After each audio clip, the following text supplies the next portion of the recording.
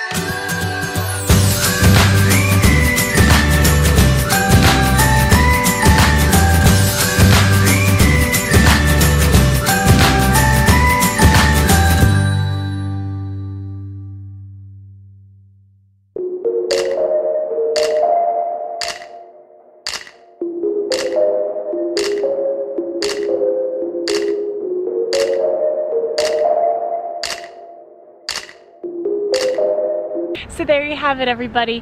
Disney's Wilderness Lodge. We're both having a hard time trying to find any single reason why this should not be the #1 resort. It's phenomenal. I mean, just so grand on every scale.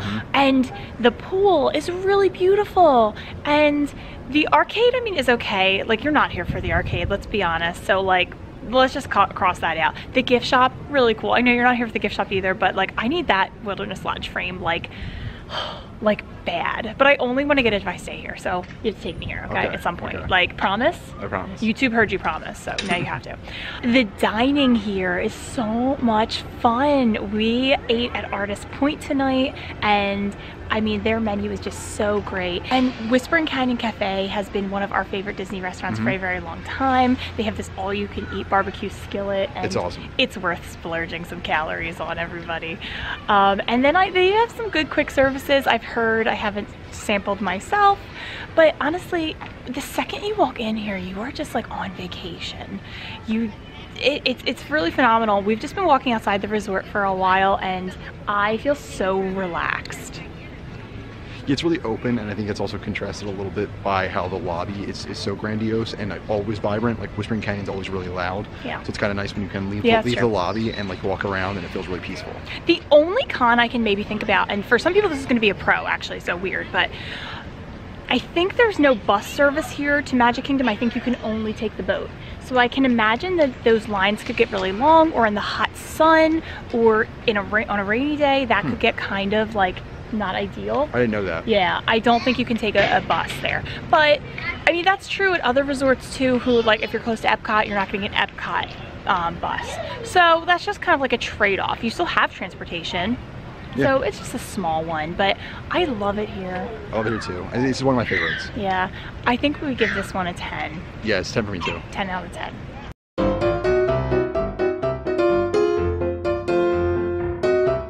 Hey everybody, we're here at Disney's Grand Floridian Resort, and this is a deluxe resort in every sense of the word. From the picturesque location to the amazing dining options, I cannot wait to take you on a tour of this resort. Let's go.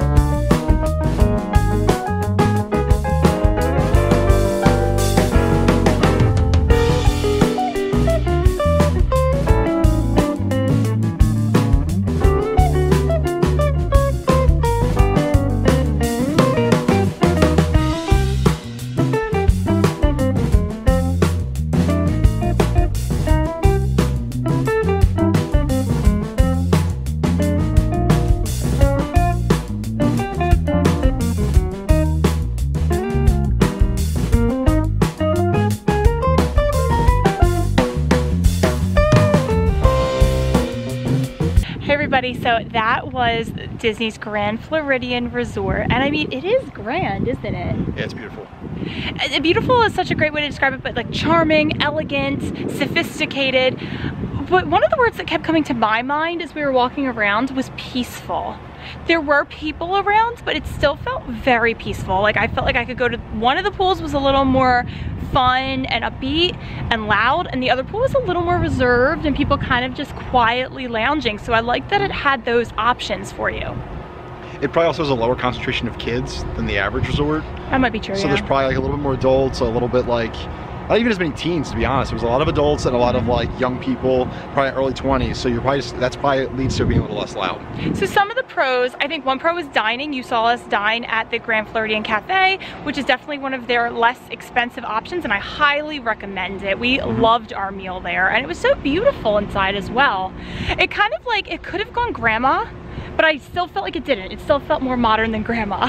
Yeah, it seems like all the Florida style tends to be some of those old prints that you associate with your grandma. Right. So I guess it's just in there it works. I don't think I'd like it in other places, but it's definitely nice there. Yeah, location obviously is one of the reasons you're paying so much to stay there. Right now we're actually walking a walkway to the Polynesian Resort, and of course you also have boat access, and you also have monorail access, and of course buses too to some of the parks that you can't get to more easily. So I definitely felt that the location is perfect. Yeah, I mean, it's super nice. I mean, especially if you do have kids or you love Magic Kingdom. You're paying a crazy premium for it, but you definitely get a lot of value. There are so many stores and like higher end places to shop there. So if you're a shopping fan, this would also be a great resort for you. Their gift shop was pretty nice. I don't believe they have an arcade. I couldn't find one, but it's not like it's really lacking. I didn't see one. And the lobby is probably just one of my favorite places in the entire world. For my taste, I still like something like the Wilderness Lodge. I think does the same like multi-tier level effect, all the balconies, but it's, I guess I just like that Pacific Northwest look. Yeah. But I mean, it's striking. I do too. It still hits you the same way that does, just in a different way. And we've actually eaten at every single restaurant inside the Grand Floridian now. Today was the Grand Floridian Cafe, but we've eaten at Citricos, Narcoossee's, and we've seen the fireworks from the Narcoosse's porch, which is a great thing to do. And we've eaten at Victoria and Albert's, like bucket list, check that off, right? And we did that for our honeymoon. And I feel like that's kind of ultimately, there's some music on this path. That's kind of nice, I guess. We've hit the Polynesian. We've hit the Polynesian. You'll see that next. But I feel like my only con of the Grand Floridian is price. Yeah, I mean, it's so far beyond the realm of possibility of cost. Yeah, I mean, we can never afford to stay there. We come to visit and to probably do at least one of their dining options once per trip, just because she loves it so much. Yeah, we'd have to cut our Disney trips in like thirds or something in order to afford it. I'd rather come to Disney more often and stay somewhere less elegant and just visit there and eat there. But what I was gonna say, all their dining options are phenomenal. But I guess I just feel like Victoria and Albert's and the Grand Floridian in total, for me, it's like a bucket list to stay there, I guess, bucket list item. But I think it would be great for like a milestone birthday or an anniversary or something like that. Like I don't think I would stay there just because of the price. But ultimately, would we recommend staying there if you had the money? Oh yeah. Yeah. If you don't have the money, stay somewhere else and go visit there. Yeah, rating is a 10 out of 10 without money factored in, and I don't even know what you rated if you factor in money. It's too difficult. Factoring in money, I don't think it could possibly be worth it for us at least. So I would probably only give it like a 6, honestly, because it's just far too expensive. Yeah, I guess if you can't afford it, like I mean, I guess it's a 0 because I can't afford it at all. So I guess, but I mean, for a splurge trip. Yeah, but yeah, it's a 10 out of 10 if it's worth it for you. All right, let's go check out the Poly.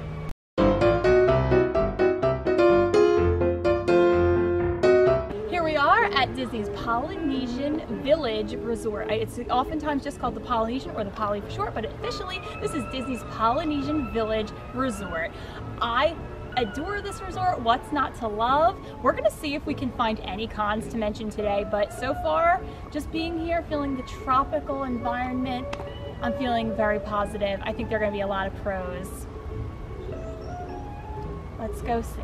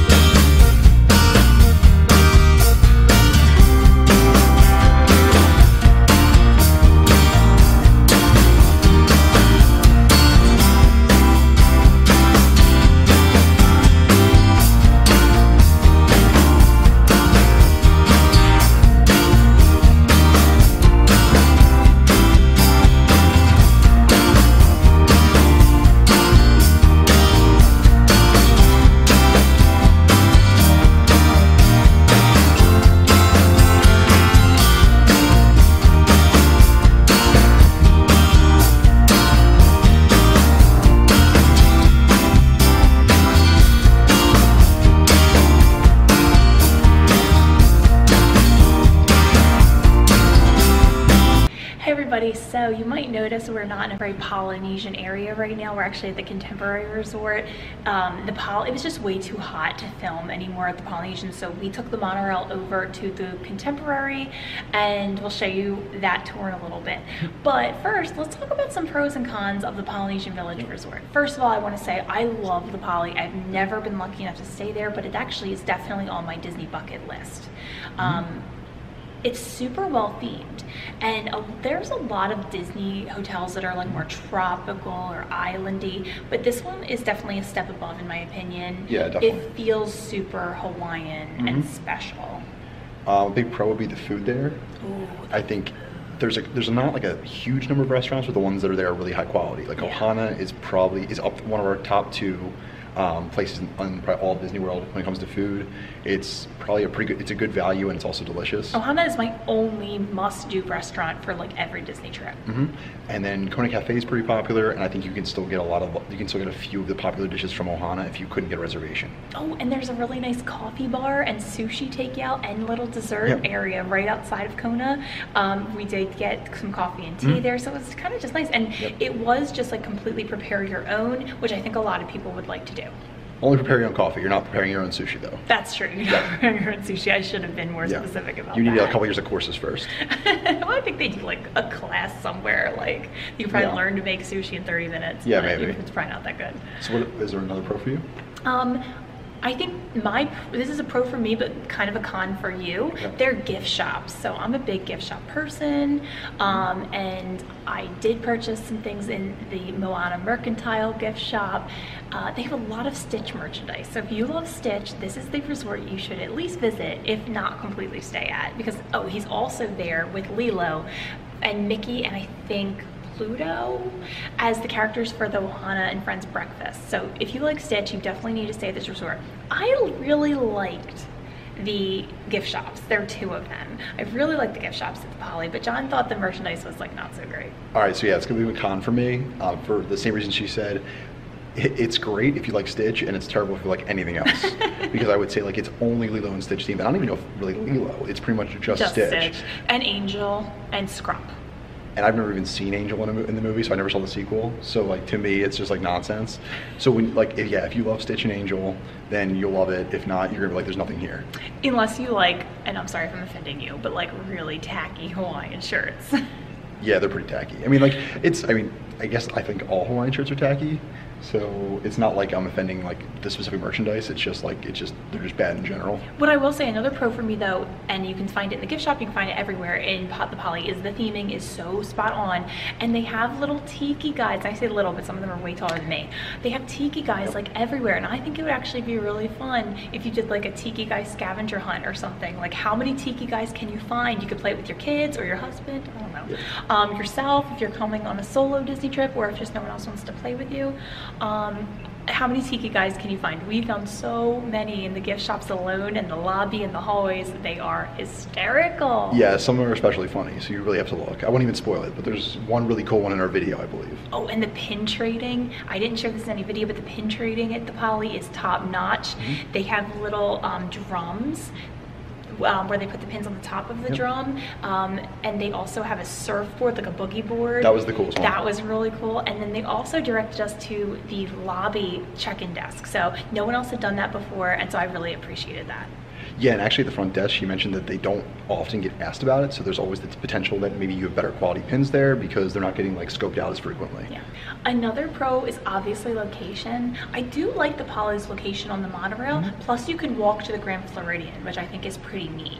I love Ohana and I love Kona Cafe, and Kona Cafe is really good for breakfast. That's kind of what they're known for, although they do lunch and dinner as well. We've been there for lunch. It was pretty great.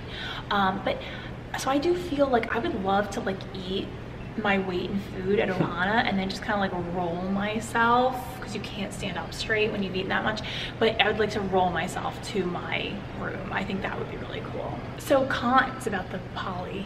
Do you have any? You do have to walk outside to get to your room most likely, so I mean that's something I associate more with the value or moderate rather than like with beach club and yacht club, you're all inside, so if the weather's bad, too hot or rainy, then you don't have to walk to your room there outside, but the Poly you do, but at the same time it's kind of themed that way too. It is, so it fits at the theming, but it isn't covered over top, so if it was raining you would get wet, and I think it's the same as Grand Floridian, so they kind of both do the same thing.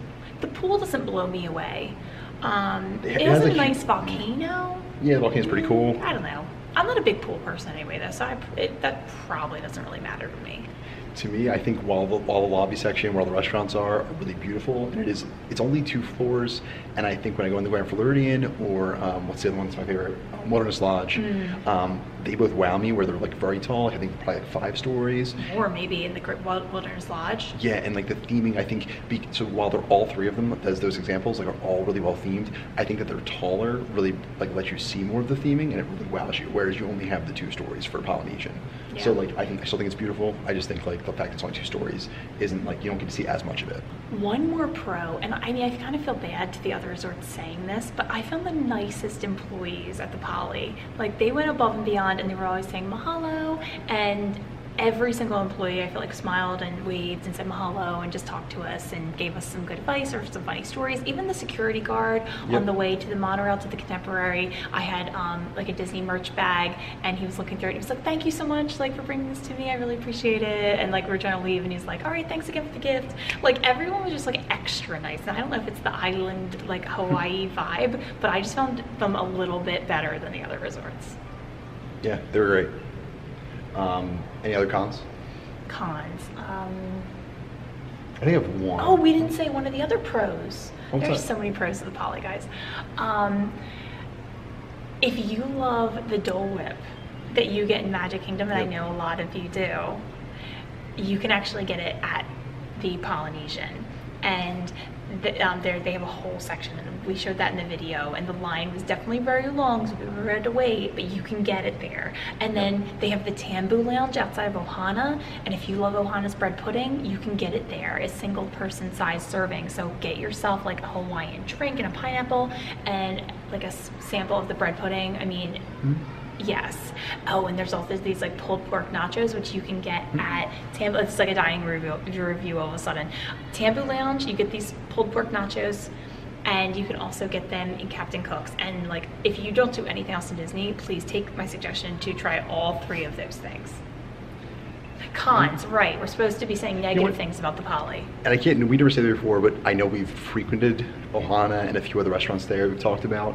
So I guess my concern would be, I know Ohana's like one of the toughest, if not the toughest reservation to get in all Disney World. It's a toughie. At least it used to be. It's a toughie. My concern would be that you get a lot of people from other resorts and even people that aren't staying on Disney property coming to go to Ohana. So if you stay there, there's always the chance that maybe you didn't get a reservation to the best like restaurant in your own hotel. Except if you stay at the Poly, you might not know this, you can get the Ohana Feast delivered as room service to your room. And apparently like each serving serves enough for like 3 people. I think someone pays. I think she's like on staff of Polynesian because like she just says everything positive about it, even when I critique it. I can't think of any cons. I really get, again, like the pool doesn't blow me away, but I don't even care about that, guys. No, it's an awesome resort. So. Would you stay there? Yeah, 100%. Would you like be super excited to stay there? Yeah, no, I would. I think the only, again, it's the same thing I said for Grand Floridian. I think the only thing for me would be price. I'd have to evaluate, like, is it a lot more than other deluxes, and did I maybe like have them similarly, like, in the same like category for myself? I'd probably go with a slightly cheaper one. But if it is a step above of most, so I could see myself staying there and paying for it happily. Yeah. Well, I loved it, guys.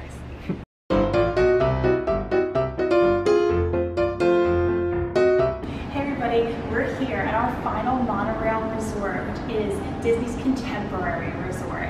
And we have just walked the whole thing. I can't wait to take you on our tour of it because we saw some pretty neat places, especially shopping. So if you like shopping, and if you like the monorail, and if you like some kind of weird contemporary art, you're gonna love this place. Let's go look.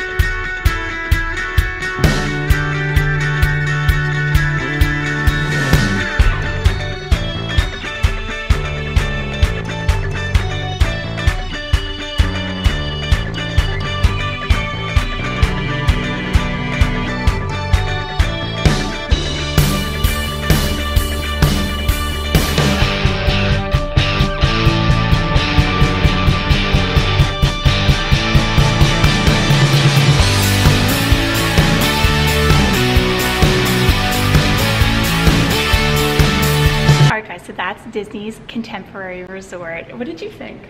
I mean, I love Contemporary ever since I was a little kid. You stayed here, right? The very first time I came to Disney, like when I was probably like 5 or 6 years old, so only have some sporadic memories, but I always loved it.